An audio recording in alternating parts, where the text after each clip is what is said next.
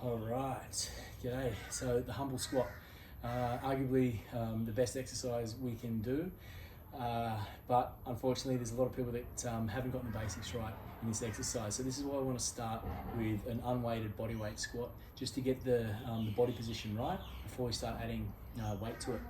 So for starters, with your setup, we want to have our feet just wider than hip width apart. Our toes are sort of just off center, pointing slightly outwards. Now everyone's slightly different anatomically, so some people may want a little bit wider, whatever is comfortable for you. What we do want to be conscious of is symmetry, so we don't want one sticking out, one forward. That's when we're going to cause imbalances. So find what's right for you. We want to engage the glutes by screwing the feet outwards, letting those knees turn wide, getting the glutes engaged before we start moving. Think about standing tall, shoulders back and down, bracing through your core, and we're going to move. The first thing we do is bum goes backwards. We want to make sure that the first movement isn't the knees going forward. That's going to put us in an awkward position for a squat. So the first movement, bum goes backwards. We're coming down and we want to aim to get thighs horizontal, or hip crease below knee is what the target is. Shoulders staying back, core switched on the whole time. And then we're going to drive up through the heels, pushing up to the top.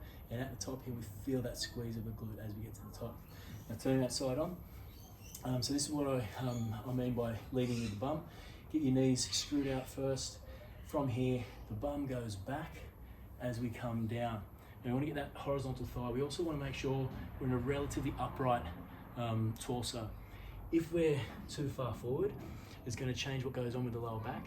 Also, when we start adding weight, it's really going to change things. So relatively upright torso, driving back up through the heels, keeping the knees wide, squeeze the bum at the top.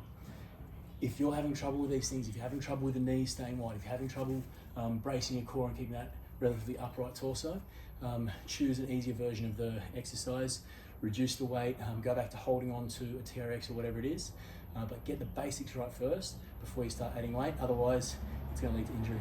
All right, give it a crack.